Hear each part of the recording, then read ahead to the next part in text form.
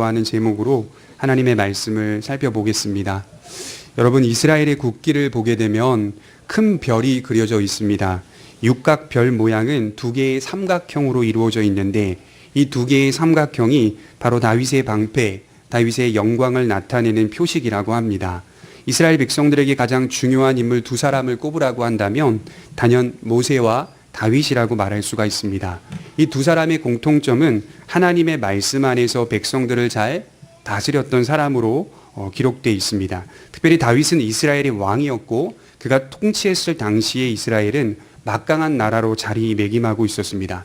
그래서 역대상 18장에 보게 되면 또는 사무엘하 22장에 보게 되면 다윗의 승전가, 다윗이 계속 이기는 장면들이 기록되어 있는데 그때 다윗이 어디로 가든지 항상 이기게 하시니라 라고 하는 말씀들이 반복적으로 기록되어 있습니다. 특히 우리가 살펴보았듯이 하나님은 다윗에게 시온, 우리가 지금 지나왔죠. 시온이라는 말씀을 주셨죠. 다윗 왕을 통하여 세울 시온은 무너지지 않는 거룩한 성이 될 것을 예언하셨습니다. 그래서 이스라엘 사람들은 다윗의 별, 지금 자기 나라의 국기를 보면서 지금도 이스라엘의 영광을 바라보고 기대하고 있다라고 합니다. 다윗이라는 인물은 유대인들에게 있어서 가장 존경받고 칭송받는 왕으로 기록되고 있습니다.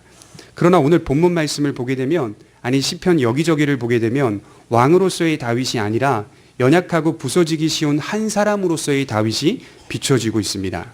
시편 곳곳에 다윗이라는 한 사람이 하나님을 향하여 얼마나 간절히 찬송하고 기뻐하고 슬퍼하고 있는지, 그리고 번민하고 있는지 인간이 가진 종합적인 정서를 믿음 안에서 잘 나타내 보여주고 있습니다. 특별히 오늘 본문은 다윗이 겪은 많은 고난들 가운데 아주 대표적인 고난이라고 저는 생각합니다. 저는 다윗을 보면서 그런 생각을 종종 해요. 차라리 그냥 목동으로 양을 치면서 한 가정을 이루고 평범하게 사는 것이 훨씬 좋지 않았을까. 차라리 그냥 사랑하는 어머니, 아버지 곁에서 사는 것이 훨씬 낫지 않았을까. 차라리 그냥 7명의 형들의 사랑을 받으며 살아가는 것이 훨씬 낫지 않았을까. 사무엘상과 사무엘하를 읽어보면 다윗의 생애가 전반적으로 눈에 들어오게 되는데 무엇보다 그 과정 속에서 그의 믿음이 돋보일 만큼 크다는 사실을 보게 됩니다. 그러나 여러분들과 제가 아셔야 할 것은 그의 믿음이 훌륭하다 하여도 겪는 번민은 똑같았다는 겁니다. 우리가 겪는 아픔과 우리가 겪는 슬픔과 탄식과 갈등과 후회, 이런 정서는 우리와 동일하게 겪고 있었던 겁니다. 그 모든 것들을 겪어내면서, 그러니까 신앙이라고 하는 것이 제일 중요한 부분이 이 대목인 것 같아요. 그 모든 것들을 겪어내면서, 겪지 않는 것이 아니라 겪어내면서 하나님을 신뢰하게 되는 것, 이 상황까지 하나님이 우리를 몰고 간다는 것이죠. 중요한 게 뭘까요? 겪어내는 겁니다. 저와 여러분들의 삶이 믿음 안에서 겪어내도록 하나님이 그렇게 섭리해 가실 것입니다. 여러분들과 제가 겪어내면서 하나님을 향한 신뢰를 보내게 됩니다. 믿음이 주어졌다는 것이 반복해서 말씀드리지만 날아가는 건 아닙니다. 믿음이 주어졌다고 해서 우리는 역시 우리 인생 속에서 한 발 한 발 걸어가게 됩니다. 오히려 삶을 곱씹어 가게 됩니다. 음식을 빨리 먹고 넘기는 사람들이 세상 사람들이라고 정의한다면 예수님을 믿는 사람들은 30번 씹어 넘기는 사람들이라고 저는 생각해요. 묻고 찾고 조심히 은혜를 경험하면서 은혜를 구하며 한 땀 한 땀 사는 사람들이 예수 믿는 사람들입니다. 믿음이 좋다고 해서 아픈 것도 안 아픈 게 아닙니다. 아픈 건 아픈 거고 믿음이 좋은 건 좋은 겁니다. 우리가 겪는 인생의 고난은 건너뛰지 못합니다. 하나하나 곱씹어가면서 고통을 느끼는 것 같아요. 묻고 싶어요, 여러분. 고난의 시간이 어떻습니까? 빨리 갑니까? 늦게 갑니까? 고난받을 때 인간이 겪는 시간의 정도와 속도는 굉장히 느려 터진 것 같죠. 시간이 안 가는 것 같아요. 어려움 속에 있게 되면요, 시간이 느려 터집니다. 왜 그렇게 더딘지 몰라요. 제가 군에 들어가서 첫 100일 휴가를 받았는데 4박 5일 휴가를 받았는데요. 여러분 5일 동안 휴가 받는 게요, 짧은 시간은 결코 아닐 겁니다. 계속 쉬는 거니까요. 그러나 4박 5일이라는 휴가가 저에게는 4.5초 만에 지나간 것으로 느껴집니다. 들어와서요, 다시 휴가 날짜를 세면서 보내는데 그걸 기대하고 군생활을 하는데요, 시간이 또 안 가요. 나갔을 때는 시간이 빨리 가고 들어왔을 때는 안 갑니다. 시계가 고장났나? 그런 생각도 듭니다. 고난이 이와 비슷한 게 아닐까. 고난을 만났을 때, 어려움을 겪었을 때에는 하나하나 곱씹어 가게 되고요. 굉장히 시간이 느려 터집니다. 근데 거기서 중요한 점이 뭐냐면 자라게 됩니다. 믿음이. 성도들의 신앙이 자라게 돼요. 거기서 급격하게 빠르게 자라게 됩니다. 시간은 비록 더딜지 몰라도 그 고난이라는 상황 속에서 성도의 신앙은 빠르게 조속히 하나님을 올바로 믿고 신뢰하도록 자라게 만드십니다. 하나님 안에서 성장하고 믿음과 고난과의 관계를 깨닫게 만들어 줍니다. 이런 생각을 해요. 그럼에도 불구하고 하나님을 찾을 수 있다는 것이 얼마나 감사할까? 고난 가운데 어려움 속에서 다른 것 구하지 않고 하나님 신뢰하고 하나님 의지할 수 있다라고 하는 지금의 현실의 내 상황이 얼마나 감사한지 몰라요. 요한복음 6장 68절에 제자들이 예수님 곁에서 말씀이 너무 어렵다. 주변에 많은 사람들이 하나님의 말씀이 지키기도 어렵다. 또 하나님의 나라된 백성으로 살아가는 게 어렵다. 진리의 비밀을 아는 것이 어렵다. 해서 수많은 사람들이 주님의 말씀을 듣다가 다 떠나갑니다. 그때 예수님의 제자들이 이런 말씀을 했죠. 너희도 가려느냐 했을 때 대답을 이렇게 해요. 주여, 영생의 말씀이 당신에게 있는데 우리가 누구에게로 갈 수 있겠습니까? 그렇게 하여 그들은 주님 곁에 모여져 있습니다. 떠나지 않습니다. 많은 사람들은 떠나갔는데 주님께 있는데 우리가 어디로 갈 수 있습니까? 라고 말합니다. 고난 속에서 신자가 겪는 정서는 고난을 받고 슬픔을 받고 때로는 하나님을 향하여 원망을 하는 가운데 있었어도 그럼에도 불구하고 우리가 어디로 갈 수 있겠습니까? 라는 고백이 담겨 있는 겁니다. 그럼에도 불구하고 우리가 하나님을 떠날 수 있겠습니까? 우리가 하나님을 멀리할 수 있겠습니까? 하나님을 원망하면서도 여전히 하나님 곁에 붙어 있으려는 이상한 자세가 성도 안에 담겨 있는 것이죠. 이게 얼마나 감사한지 몰라요. 하나님 앞에서 아픔을 호소할 수 있다는 것이, 하나님 앞에서 기쁨을 나눌 수 있다는 것이 얼마나 감사한지 알게 됩니다. 그래서 저는 오늘 3편 전체를 이렇게 정의했어요. 다윗은 울면서 기도했고, 다윗은 울면서 노래했고, 다윗은 울면서 신뢰했다. 울면서 믿었다. 오늘 본문은 그런 정서를 마음에 새기고 보셔야 돼요. 울면서 기도했고, 울면서 노래했고, 울면서 믿었던 것이 다윗입니다. 우리가 읽은 본문은 이 본문 주제에 위에 보면 대지가 나와 있죠. 작은 파란색 글씨로 다윗이 그의 아들, 다 성경에 비슷할 겁니다. 그의 아들 압살롬을 피할 때에 지은 시, 이렇게 기록되고 있습니다. 당연히 역사적 상황을 보게 되면 도망가는 상황 속에서 이 시편 3편을 기록한 겁니다. 그러니까 그때 기록했다, 이렇게 표현하고 있는 거죠. 여러분, 하늘도 무심하지 그간 다윗은 10년 동안 사울왕을 피해서 도망자로 살았습니다. 저와 여러분들이 10일 동안 도망자로 사는 것도 얼마나 어렵겠어요. 근데 10년 동안 다윗은 사울왕을 피해서 도망자로 인생을 살다가 이제 겨우 이스라엘의 왕이 되어 통치를 하고 있는 시점이었는데 또다시 도망자로 인생을 살게 된 곳입니다. 현직 왕인 사울왕이 10년 동안 다윗을 괴롭혔어요. 사울왕은 이상하게 이스라엘 백성들을 통치하지 않고요, 자기가 가진 권세와 모든 자원을 동원하여 다윗 잡는 데 시간을 할애했어요. 다윗을 잡으러 다니는 데 시간을 할애했어요. 그때 다윗이 얼마나 두렵고 떨렸는지 어느 날에는 사무엘상 21장 12절에 조금 전만 해도 다윗이 블레셋 장군, 가장 그 큰 거인 장군 골리앗을 때려 죽였는데요, 그 나라에 들어가서요 미친 척하는 장면도 나와요. 사무엘상 21장 12절에 보면 이렇게 표현합니다. 그가 미친 채 하고 대문짝에 끄적거리며, 이게 쉽게 표현하면 벽에 똥칠했다는 거예요. 다윗이 그 이전만 해도 골리앗을 그렇게 여호와 이름으로 쳐 죽였는데 이제 그 나라에 들어가서 자기 좀 살려달라고 미친 척하고 끄적거리며 침을 수염에 흘림에 아기스가 그의 신하에게 이르되 너희도 보거니와 이 사람이 미치광이로다. 어찌하여 그를 내게로 데려왔느냐. 아기스가 미쳐있는 다윗을 보면서 이거 죽이기도 아깝다, 그냥 내버려 둬라, 이렇게 표현하는 내용이 나와요. 얼마나 두렵고 떨렸는지 도망자의 인생 속에서 얼마나 비참했겠습니까? 골리앗을 쓰러뜨린 믿음의 사람, 위대한 사람이라고 칭송받고 존경받았는데 하루아침에 사울왕에게 잡혀 죽을까봐 도망자로 사는 인생이 된 겁니다. 그렇게 세월은 10년이 흘러 공식적인 왕이 된 건데 이번에는 더 큰 아픔이 기다리고 있는 겁니다. 바로 다윗의 셋째 아들 압살롬이 반역을 저지르게 되는 것이죠. 압살롬은 아버지 다윗을 반역하여 자신이 스스로 왕이 되려 한 자입니다. 그는 역모를 꾸몄고 아버지를 죽이려 했습니다. 성경은 압살롬을 어떻게 소개하고 있냐면 선동의 천재로 소개하고 있습니다. 사람들을 선동하는 천재 압살롬, 얼굴도 잘생겼고요, 키도 크고요, 아주 용모가 아름다웠어요. 머리끝에서 정수리까지 흠을 잡을 만한 것이 없을 정도로 이 사람이야말로 진정한 왕이 될 수 있는 자라고 평가받을 수 있을 정도의 외모를 가진 사람이었어요. 대단한 사람이죠. 더 나아가 이는 똑똑했어요. 이 선동의 천재였어요. 그리하여 반역을 꾀하게 됩니다. 거짓 선동으로 군대를 반역하게 하고 거기다가 책사, 성경은 모사라고 표현하는데요. 이 모사 아히도벨의 모략을 따라 반란을 더욱 구체화시킵니다. 거기서 더 나아가 아버지의 후궁들과 백주 대낮에 옥상에서 텐트를 쳐놓고 동침하는 페륜의 모습도 보입니다. 이것은 아버지가 왕이 아니라 자신이 왕이라는 사실을 드러내는 계산된 행동이었어요. 실제로 사무엘상 15장 6절에 보면 이렇게 성경이 진술하고 있는데요. 압살롬의 행함이 이와 같아서 이스라엘 사람의 마음을 압살롬이 훔치니라. 이런 태도가 잘 먹혔다는 겁니다. 이런 영모가 잘 먹혀서 이스라엘 사람들의 마음을 온통 다 훔쳐버렸어요. 압살롬이 왕이다. 다윗은 압살롬이 군대를 이끌고 신속히 예루살렘 성으로 들어오자 즉시 예루살렘 동편, 동쪽에 있는 감람산으로 도망을 가게 됩니다. 여러분, 이 감람산이 어떤 산이죠?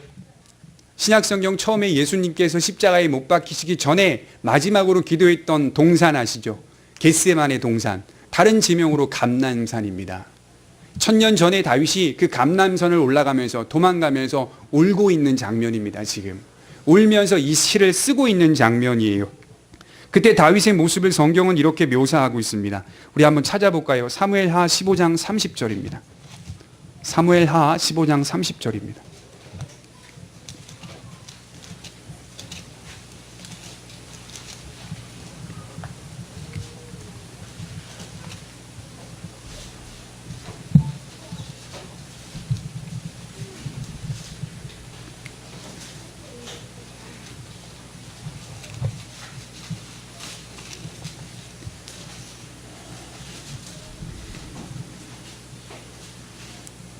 같이 읽겠습니다. 시작. 다윗이 감람산 길로 올라갈 때 그의 머리를 가리고 맨발로 울며 가고 그와 함께 가는 모든 백성들도 각각 자기의 머리를 가리고 울며 올라가니라. 얼마나 슬펐던지 맨발로 머리를 가리고 울면서 올라갔다. 여러분, 이거 그냥요 신발 신을 게 급해가지고 신발을 벗고 막 뛰어 도망가는 그런 내용이 아니라요, 이스라엘의 전통상 맨발을, 신발을 벗고 맨발로 걷고 얼굴을 가리고 울고 올라가는 이런 태도는 제사적 의식입니다. 제의적 의식, 하나님을 바라보며 나아가는, 슬픔에 하나님을 의지하여 나아가는 그런 눈물을 흘리면서 도망을 가고 있는 겁니다. 반역으로 인하여 다시 도망자가 된 다윗은 너무 마음이 아팠어요. 왜 더 마음이 아팠냐면 반역의 수장이 바로 자신이 가장 사랑했던 압살롬이라고 하는 아들이기 때문입니다.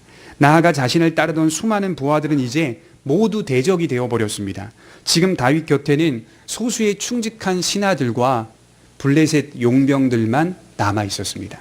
그래서 오늘 본문 1절에 보면 여호와여 나의 대적이 어찌 그리 많은지요 일어나 나를 치는 자가 많으니이다. 하나님, 나의 대적이 많습니다. 어찌 그리 많은지요. 이것이 바로 다윗의 심경입니다. 지금 다윗은 말로만 위협을 받은 게 아니라 실제적인 위협을 받고 있는 상황입니다. 아주 큰 위험 중에 있어요. 우리가 여기서 놓치지 말아야 할 것은 또다시 이러한 위기와 고난을 만날 수 있음을 성경이 말해주는 겁니다. 신자의 삶에 오늘 고난을 이겨내고 극복하여 하나님의 은혜 안에서 그 고난의 언덕을 넘었다고 생각해 보자고요. 고난이 끝나지 않더라고요. 다윗을 보면 아시다시피 또다시 고난이라고 하는 시간, 고난이라고 하는 어려움들을 만날 수 있다는 사실을 인정하고 붙잡으라, 이렇게 표현을 하는 거죠. 그러나 성경이 강조하는 것은 고난이 아니라 지나온 세월이 그랬듯이 믿음의 사람들은 또다시 이런 위기를 만나고 위험을 경험할 때 어디서든 언제든지 구원이 하나님께 있음을 호소하고 고백한다. 지나온 세월이 그랬잖아요. 저와 여러분들 그러지 않았습니까? 원망하고 하나님을 비판한다고 하면서 살아왔다 하더라도, 고난 가운데 슬퍼했다 하더라도 지나온 세월 속에서 여전히 하나님을 인정하고 존중하고 하나님을 의지하며 살아온 것 아닙니까? 역시 이후에 또다시 다른 고난이 우리에게 주어졌을 때 또다시 그것을 믿음으로 극복해야 한다는 것을 성경이 말해주고 있는 겁니다. 하나님만이 다윗을 위로하시고 지켜주시며 보호해줄 존재로 믿었습니다. 저와 여러분들이 이 부분이 분명하셨으면 좋겠어요. 결국 성도는 무엇만 남는지 아십니까? 하나님 외에는 없다. 이것만 남게 돼요. 하나님 외에는 없다. 결국 성도를 하나님께서 이끌어 가시는 것은 하나님 외에는 없다라는 것을 알게 하십니다. 하나님 외에는 나의 위로와 평강은 없다.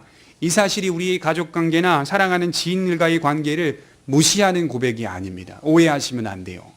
정말 사랑하는 우리의 가족, 사랑하는 일가 친척, 그걸 무시하는 차원에서 이런 말씀을 드리는 게 아니라 그들을 사랑하지만 그들과의 관계가 소중하지만 근본적으로 인간에게 한 성도에게 하나님은 참된 구원이요 위로요 도움이라는 사실을 말씀해 주고 있는 겁니다. 이 사실이 저에게 경험될 때 얼마나 감사한지 몰라요. 누가 누구를 붙들고 의지하겠습니까? 누가 누구를 붙들겠어요? 어느 정도는 서로가 의지될 수 있지만 사실 의지가 모든 면에 되는 것은 아니더라고요. 인간이 모든 면에 의지되는 게 아니더라고요. 결혼해도 외로운 건 외로운 겁니다. 나라는 사람이 살아가는 한 사람의 심경은 여전히 변함이 없어요. 여전히 변함이 없어요. 그 안에 하나님이 계시다는 사실을 발견하는 사람만이 복 있는 자는 악인의 꾀를 쫓지 아니하며 이 사람입니다. 복 있는 자. 내 인생 속에서 그 빈자리에 하나님이 계시고 하나님을 의지하며 그분을 나의 위로요 도움이요 방패라고 인정할 수 있는 사람만이 복 있는 사람이라고 성경은 고백을 하는 거죠. 여러분 다윗에게 압살롬은 어떤 존재였죠? 더 좋은 것을 기대할 수 있는 존재 아니겠습니까? 더 좋은 것을 기대할 수 있는 존재잖아요. 더 좋은 것이 나올 수 있는 친밀한 관계 아니겠습니까? 인간이 과연 평생에 무엇을 붙잡고 바라보아야 하는지 그 사실을 말해주는 것 같아요. 우리는 살아가다 보면 이러한 경험들을 종종 하는데 더 좋은 것들을 기대할 수 있는 관계, 더 좋은 것들이 나올 수 있는 관계여야 하는데 오히려 실망만 주고 떠나는 상황이 생길 때가 있습니다. 오히려 실망만 주고 아픔만 주는 경우들이 참 많습니다. 그럴 때마다 우리가 느끼는 게 다 공통적인 하나의 고백일 거예요. 하나님만이 나의 위로고 하나님만이 나의 구원이시구나. 하나님이 우리를 그렇게 인도하십니다. 인생이 참된 위로자, 참된 소망, 기쁨은 목자 되신 하나님이시구나. 그래서 다윗은 시편 23편에 여호와는 나의 목자시니 내게 부족함이 없으리로다. 자기를 채울 수 있는 것, 자기에게 만족을 줄 수 있는 것, 자기에게 진정한 행복을 줄 수 있는 것은 여호와는 나의 목자시다. 이렇게 고백을 하는 거죠. 그리고 그 목자 되신 하나님을 바라본다는 것 사실이 부족함이 없게 만들어 주시더라 라고 고백을 하는 겁니다. 특별히 성도에게 위험과 공포 그리고 고난은 하나님 앞에 나아가게 만들어주는 수단이다. 이렇게 성경은 말합니다. 욥기 2장 9절을 한번 찾아볼까요? 욥기 2장 9절입니다.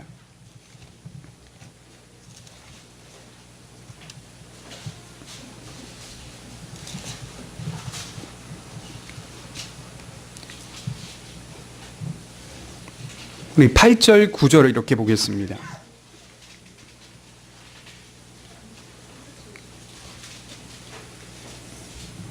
같이 읽어보도록 하겠습니다. 시작. 욥이 제 가운데에 앉아서 질그릇 조각을 가져다가 몸을 긁고 읽더니 그의 아내가 그에게 이르되 당신이 그래도 자기의 온전함을 굳게 지키느냐 하나님을 욕하고 죽으라. 갑작스럽게 욥에게 시련과 고난이 닥쳐왔는데요. 재산을 다 잃어버렸어요. 동방 지역에서는 가장 큰 거부라고 말하는 이 욥이라고 하는 믿음의 사람에게 재산이 다 날아가 버렸고요. 하나님이 자신에게 주신 자식들 또한 다 죽게 됩니다. 더 나아가 욥에게 큰 질병이 와서요. 어느 날 기왓장으로 자기 몸을 긁고 있는 상황, 고름이 터지고 도저히 고난이 어떤 원인이요 어떤 목적인지 이해할 수 없는 상황이었습니다. 그때 아내가 찾아와서 말하는 거예요. 당신은 그래도 자기의 온전함을 굳게 지키느냐? 이 말이 뭐냐면 그래도 믿음을 온전하다고 말할 수 있겠느냐? 당신의 믿음을 그래도 붙잡을 수 있겠느냐? 그냥 하나님을 욕하고 죽으라. 이 표현 속에는 하나님이 너를 버렸다 이런 뜻입니다. 하나님이 당신을 버렸다. 그러니 하나님을 욕하고 죽어버려라 이렇게 고백을 합니다. 고통받고 있는 욥 앞에 아내가 이런 말을 해요. 어떻게 함께 한 몸을 이루고 있는 아내가 이런 말을 할 수 있단 말입니까? 만약에 욥의 아내가 다윗의 아내였다고 생각해 보자고요. 그렇게 10년 동안 도망자의 인생을 살면 됐지 이번에는 아들의 반역으로 도망가는 당신의 인생은 불행하기 짝이 없는 인생이니 하나님을 욕하고 죽으라. 똑같이 그렇게 말했을 거예요. 더 나아가 거룩한 성 예루살렘을 탈취당했으니, 빼앗겼으니 하나님이 당신을 버렸다, 욕하고 죽으라, 이렇게 말하지 않았겠습니까? 이처럼 달라요. 그럼에도 다윗이나 욥이나 어리석은 여자의 말이도다 하나님께 범죄하지 아니하였더라, 이렇게 말을 하고 있어요. 상황을 맞이하는 자세와 태도와 관점이 다릅니다. 오히려 욥이나 다윗은 하나님 안에서 고난을 묵상합니다. 곱씹어요. 30번 씹어요. 욥이나 다윗은 씹더라고요, 고난을. 차분하게 온 고난들을 씹어가요. 이유가 어떻든 상관없이 그 고난을 마주하고 견디고 인내합니다. 울며 의지합니다. 울며 신뢰합니다. 울며 기도합니다. 그러나 세상 사람들은 욕하고 죽으라, 이렇게 말합니다. 단방에 끝내요, 세상 사람들은. 더 나아가 대적들은 다윗을 조롱하기까지 합니다. 2절에 보시면 많은 사람이 나를 대적하여 말하기를 그는 하나님께 구원을 받지 못한다 하나이다. 셀라. 다윗에게는 구원이 없다, 이렇게 표현한 대적들이 말하는데, 이제 그에게는 구원이 없고 하나님의 도움이 없고 하나님의 손길이 없다. 그는 이제 끝났다, 이렇게 대적들이 고백하고 있어요. 다윗은 버림받았다. 오히려 하나님이 우리를 인정해주고 있다. 왜 그렇죠?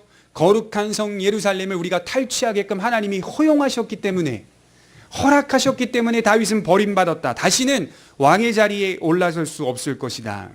예루살렘이 자신들의 손에 넘어오니 하나님께서도 허락하신 것이라고 믿었습니다. 그리고 조롱합니다. 여러분, 다시 욥의 이야기를 보면 욥이 고통받을 때 욥을 찾아온 욥의 친구들도 동일하게 말했어요. 욥기 2장 13절에 보면 욥의 친구들이요, 7일 동안 욥이 막 울면서 괴로워하는데요, 한마디도 하지 않고 그 옆에 앉아가지고 기다리고 있었습니다. 그 장면만 보게 되면요, 어떻게 이렇게 귀한 친구들이 있을 수 있는가, 의리가 있잖아요. 울면서 펑펑 울면서, 고난받 아내가 떠났고 자식이 죽었고요, 질병에 걸렸고 재산이 없는 상황이 다 찾아와서, 엘리바스, 빌닷, 소발 이후에 엘리후가 찾아와서 그 옆에 쭈그려 앉아가지고 울고 있는 욥의 옆에서 7일 동안 밤낮 동안 아무 말도 하지 않았습니다. 8일째 되던 날부터 이제 말을 합니다. 욥에게 말을 해요. 너의 고난에 대해서 이야기해요. 뭐라고 말하는지 아십니까? 들어보세요. 욥기 4장 5절에 이제 이 일이 내게 이름에 내가 힘들어하고 이 일이 내게 닥침에 내가 놀라는구나. 내 경외함이 내 자랑이 아니더냐. 7일 동안 그렇게 욥을 생각하고 울면서 함께 있었던 그 친구들이 말하는 태도가 얼마나 웃긴지 몰라요. 너의 경외함이, 너의 믿음이 너의 자랑이 아니더냐. 살펴봐라. 내 소망이, 하나님을 향한 내 소망이 내 온전한 길이 아니더냐. 교만해서 그런 거 아니더냐. 이렇게 말해요. 7절에는 생각하여 보라. 죄 없이 망한 자가 누가 있느냐. 너가 망한 건 죄가 있어서 망한 거야. 이렇게 말을 하며 조롱합니다. 대적들이 그렇게 말해요. 7일 동안 그 옆에서 함께 울었던 친구들이 그렇게 조롱하고 희롱하고 있습니다. 정직한 자의 끊어짐이 어디 있겠느냐. 정직한 자는 안 망해. 너 망했잖아. 정직한 자가 아니야. 더 무서운 말을 해요. 뭐라고 표현하냐면 이후에 하나님의 입 기운으로 멸망했도다, 이렇게 말을 해요. 하나님의 입의 기운으로 멸망했도다. 너희 상황이 그렇다, 이렇게 말을 합니다. 다들 그렇게 망하였다고 조롱합니다. 고난받고 있는 자 앞에 이런 말을 쏟아낸다면 고난받고 있는 사람이 훨씬 괴로울 거예요. 제가 몸이 아플 때 병원에 신방을 오신 분이 있는데 오셔서 한다는 소리가 다른 말을 하는, 위로하는 게 아니라 당신이 지금 그 아픈 것이, 당신이 지금 고통을 받는 것이 그것 때문이 아니더냐. 전도사님, 그것 때문이 아니더냐. 돌아가고 나서 괴로웠어요, 제 마음이. 정말 그것 때문인가? 또 그 말을 들으면서요, 믿는 사람들은 막 분노가 일어나는 게 아니라 또 그 사람이 돌아가면 하나님이 그렇게 말씀하게끔 보내셨나 보다 생각하고 혹시 그런 거 아닌가 기도하고 또 회개하게 되더라고요. 그런데 고난 속에 더 아프더라고요. 하나님께 버림받아서 그렇다는 말을 들으면 얼마나 힘들겠습니까? 그러나 대적들은 우리를 그렇게 조롱합니다. 여러분, 예수님 어떻겠어요? 수많은 사람들에게 희롱당합니다. 오히려 주님을 향하여 저주받은 자, 이렇게 표현을 했어요. 마태복음 27장 41절에 보면 그와 같이 대제사장들도 서기관들과 장로들과 함께 희롱하여 이르되 저가 남은 구원하였을 때 자기는 구원할 수 없도다. 그가 이스라엘의 왕이로다. 지금 십자가에서 내려와 봐라. 그러면 우리가 믿겠노라. 내려와 봐. 그러면 우리가 믿겠노라. 이렇게 표현하고 있어요. 이처럼 믿음의 사람들의 삶이 조롱받는 삶일 수 있습니다. 악인들은 우리가 고난받을 때요, 가만히 있지 않더라고요. 악인들은 우리가 고난받을 때 가만히 있지 않고 그 틈을 타서 비집고 들어와서 자기들은 의인인 양 교만하게 말합니다. 자기들은 의인인 양 교만하게 말합니다.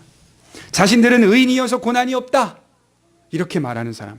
예루살렘을 탈취한 압살롬과 그의 군사들은 똑같이 말했어요. 하나님은 이제 다윗을 돕지 않으실 것이다. 다윗은 이제 버림받았다. 다시는 예루살렘 왕이 되지 못할 것이다. 하나님이 예루살렘을 나에게 주셨다. 이처럼 다윗을 몰아내게 하셨고 예루살렘을 주셨다. 자신들이 깨끗하기 때문에 하나님이 주셨다라고 생각했을 것입니다. 예수님을 십자가에 못 박았던 사람들도 역시 주님을 못 박으면서 자신들은 괜찮은 양, 자신들은 의인인 양 행동했습니다. 이것이 바로 어리석은 자의 특징입니다. 제가 오늘 말씀을 생각하면서 또 연구하면서 좀 깊이 들여다보니까요, 지금 일어나는 압살롬의 반역은 다윗에게 단순한 반란의 사건이 아니었습니다. 다윗의 마음에는 언제나 후회스럽고 죄송스러운 한 사건이 번민으로 자리 잡고 있었습니다. 다윗의 마음에는 후회스러운 한 사건이 번민 속에 자리 잡고 있었어요. 어떤 사건이죠? 우리가 다 아는 우리아를 죽이고 우리아의 아내를 빼앗아 취한 사건. 그 경건하고 믿음이 좋은 우리아를 죽여버렸습니다. 그리고 그의 아내를 빼앗아 버렸습니다. 여러분, 사무엘하 12장 9절을 한번 찾아보겠습니다. 사무엘하 12장 9절입니다.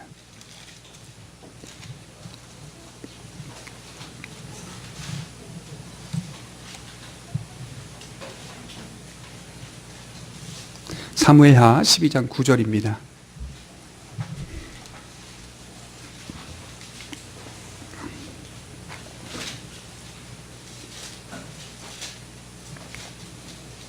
나단이 다윗에게 찾아와서 하나님의 예언의 심판의 말씀을 증거하고 질책합니다. 들어보시기 바랍니다.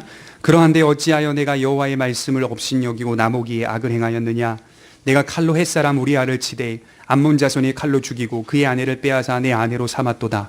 이제 내가 나를 업신여기고 햇사람 우리아의 아내를 빼앗아 내 아내로 삼았은즉 칼이 내 집에서 영원토록 떠나지 아니하리라. 여호와께서 또 이와 같이 이르시기를 보라, 내가 너와 내 집에 재앙을 일으키고 내가 눈앞에서 내 아내를 빼앗아 내 이웃들에게 주리니 그 사람들이 내 아내들과 더불어 백주에 동침하리라. 너는 은밀히 행하였으나 나는 온 이스라엘 앞에서 백주의 일을 행하리라 하셨나이다. 이 말씀이 지금 성취되고 있는 거 아니겠습니까? 자신이 저지른 범죄에 대하여 나단이라고 하는 선지자가 하나님의 예언을 전하는데 앞으로 다윗의 집에는 칼이 끊기지 않는다. 여러분, 이후로부터 계속 다윗의 가정에, 다윗의 족본에 칼이 끊기지 않아요. 전쟁이 계속 있어요. 자기들끼리. 그리고 그의 아내들은 백주난의 대낮에 범해지게 됩니다. 여기 보면 이웃에게 범해진다라고 말하지만 실제로는 셋째 아들 압살롬에게 범해지고 있는 장면. 그리고 이후에 그의 첫 아이는 죽게 될 것이다. 반드시 죽으리라. 다윗으로부터 태어났던 첫 번째 아들이 죽게 됩니다. 다윗은 많이 회개하고 또 마음이 아팠어요. 또 많이 후회했어요. 그래서 후에 반역한 자신의 아들 압살롬을 진압하려 할 때 이상한 태도를 보입니다. 다윗은 요압 장군에게 자기 아들에 대해서요, 선처를 부탁해요. 이제 나중에 이 도망자의 신세 속에 있는 한 무리와 그리고 예루살렘을 탈취한 자기의 셋째 아들과의 전쟁을 벌이게 되는데요, 그 장면 속에 이상한 태도를 취해요. 질 수도 있고 이길 수도 있는 상황 아니겠어요? 승패가 아직 모르는 상황에서 전장터에 나가고는 요압 장군에게 붙잡고 얘기하는 거예요. 나를 위하여 젊은 압살롬을 너그럽게 대우하라. 선처를 부탁해요. 나를 위하여 젊은 압살롬을 너그럽게 대우하라. 어떤 분들 이렇게 말하더라고요. 아버지의 부정이다. 아닙니다. 아버지의 부정이 아니에요. 그것도 물론 있겠지만 그보다 더 큰 번민 속에 나오는 복잡한 심경이었어요. 이 일은 누구 때문에 일어난 일인가?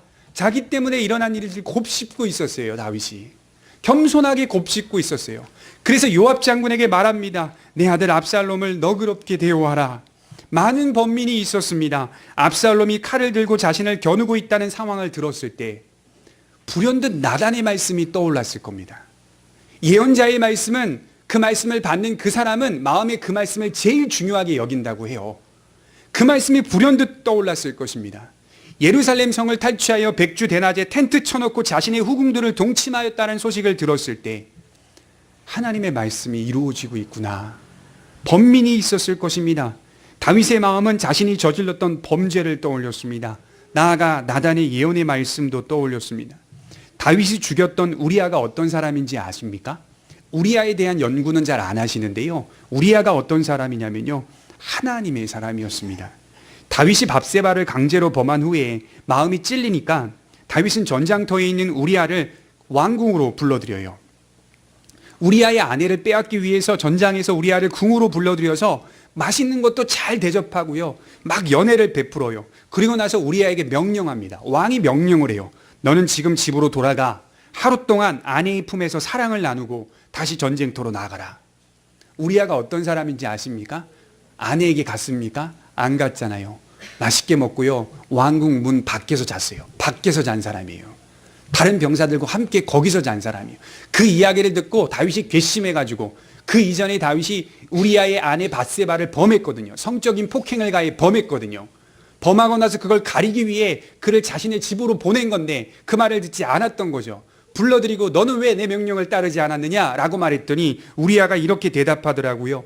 우리아가 다윗에게 아뢰되 언약궤와 이스라엘과 유다가 야영 중에 있고 내 주 요압과 내 왕의 부하들이 바깥들에 짐치고 있는데 내가 어찌 내 집으로 가서 먹고 마시고 내 처와 같이 잘 수 있습니까? 그렇게 말한 사람. 그 제일 앞부분에 무슨 단어를 썼죠? 언약궤가 전쟁터에 있는데 내가 어찌 질릴 수 있겠습니까? 이렇게 고백한 사람. 우리아는 하나님의 사람이었습니다. 하나님의 언약궤를 소중히 여겼던 사람, 그를 죽인 것이 다윗이었어요. 그 범민 속에서 이 반역의 사건들을 목격하고 있습니다. 아마도요, 제가 이 시를 쓰면서 다윗의 마음을 기도하면서 생각해 보니까 아주 복잡한 심경이었을 것 같아요. 굉장히 큰 범민 속에 있는 것 같아요. 그 배경 속에서 이 사건을 경험하며 울고 기도하고 하나님을 바라고 있습니다. 제가 오늘 말씀 가운데 그럼에도 제일 중요한 부분, 놓치지 말아야 될 게 있다고 말씀드리고 싶어요. 우리가 한 가지 잊어서 안 되는 것이 있는데 그 범민 가운데서도 하나님의 구원을 의지하고 있다는 겁니다. 때로는 우리의 범죄로 인하여 받는 고난이 있을 수 있습니다. 그러나 우리가 놓치지 말아야 할 것은 내가 지은 죄로 하여금 고난을 받는다 하여도 그 고난 가운데서 구원을 베풀어 달라고 회개하며 울부짖어야 한다는 겁니다. 멍청하게 가만히 있으면 안 돼요. 내가 지은 죄 때문에 고난받고 있다 하여도 그 고난 속에서 고개를 숙이고 겸손히 회개하며 하나님의 구원을 바라는 것이 우리의 책임입니다. 다윗이 정말 훌륭한 것은 자신의 잘못을 뉘우치면서도 동시에 하나님의 구원을 바라보고 있습니다. 뭐라고 기도하는지 아세요? 하나님이요, 나의 대적을 물리치시옵소서. 그렇게 기도해요.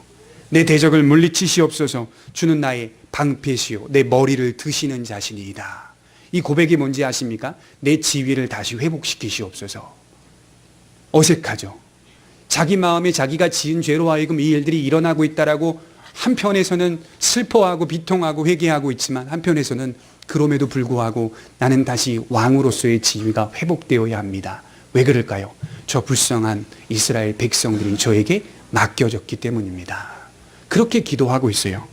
본래 자리로 돌려주십시오. 하나님 앞에 회개하여 주께서 자신에게 명하신 하나님 나라의 통치를 이어갈 수 있도록 인도해달라고 겸손히 고개를 숙이고 있습니다. 죄로 인하여 슬픔의 사건을 경험하여도 소망을 놓지 않으려는 태도가 겸손입니다. 여러분, 혹시나 삶 가운데 나타나는 사건을 경험할 때 마음속에 번민이 드십니까? 저도 가끔은 어떤 어려움을 경험할 때요, 과거를 돌아보려고 합니다. 과거를 돌아보며 혹시 과거의 이러한 부분들 때문에 내가 지금 고통과 어려움을 받고 있는 건 아닐까? 자신의 과거가 떠올라 혹시 이 일이 그 일 때문이 아닌가? 지금 벌어지는 모든 상황들이 그 일 때문이 아닌가? 이런 생각이 드십니까? 정확히 우리가 알 수는 없어요. 목사도 알 수도 없고 누구도 알 수 없어요. 알 수 없지만 하나 알 수 있는 것은 성경에 기록해 놓았습니다. 슬퍼하면서 소망을 놓지 말아라. 울면서 소망을 놓지 말아라. 울면서 기도하고 다시 제자리로 회복해달라고 기도하라. 신뢰하라. 이거는 오늘 그렇게 기록해 놓고 있어요. 다윗과 같은 마음, 주는 나의 방패시요 주는 내 머리를 드시는 자신이다. 제가 처음에 그랬죠. 이스라엘의 국기는 육각 별 모양의 국기로 하여금 두 개의 삼각형이 쌍으로 이루어져서 다윗의 방패와 영광을 상징한다고. 그 국기가 어느 구절에서 나온지 아십니까? 3절에서 나온 겁니다. 우리 3절 한번 읽어보도록 하겠습니다. 같이 읽겠습니다. 시작. 여호와여, 주는 나의 방패시요 나의 영광이시요 나의 머리를 드시는 자신이다. 고통과 어려움과 고난을 경험한다 하여도 주님은 나의 방패시요 나의 머리를 드시는, 나를 회복시키는 자라는 사실을 믿고 기도할 때에 그가 진짜 믿음이 있는 사람이라고 성경은 말씀을 하는 겁니다. 주님, 다스려야 할 주의 백성들이 많습니다. 다시 지위를 회복시키시옵소서. 이스라엘을 이끌게 하소서. 다윗은 자신이 지키고 보살펴야 할 주의 백성들을 보게 됩니다. 하나님의 백성들에게 바르게 이끌어 거룩한 복을 받도록 다시 지위를 회복시켜달라고 울며 기도합니다. 고난을 만날 때, 아픔을 경험할 때 다윗이 했던 행동을 자세히 들여다보니까 대적들의 세력을 계속 바라보지 않더라고요. 대적들이 있습니다. 그 왕성한 세력. 부하들 다 잃어버리고 모든 부하들이 다 대적이 되었어요. 그럼에도 불구하고 대적들의 세력을 계속 바라보지 않습니다. 왜 안 바라볼까요? 대적들의 세력을 바라보면요, 바라보는 것보다 더 큰 거대한 세력으로 오해하기 때문입니다. 우리가 어떤 문제에 집착하고 바라보게 되면 그 문제보다 더 크게 내 마음에 다가오게 됩니다. 본래 그 문제는 이만한데요, 그 문제에 집착하고 집중하다 보면 어느덧 내 안에 그 문제는 오해로 쌓여서 엄청난 문제, 거대한 문제로 다가오게 됩니다. 이스라엘 백성들이 가나안 땅에 정탐을 하러 갔을 때 아낙 자손을 목격한 거예요. 돌아와서 모세와 많은 백성들에게 그 자손들 하나님이 주셨음에도 불구하고 너무 거기에 큰 거인족을 집착하다 보니, 그 침상을 집착하다 보니 오해가 생겨서 우린 못 들어간다. 약속이 주어져도 못 들어간다. 우린 못 이겨. 이렇게 고백하는 장면.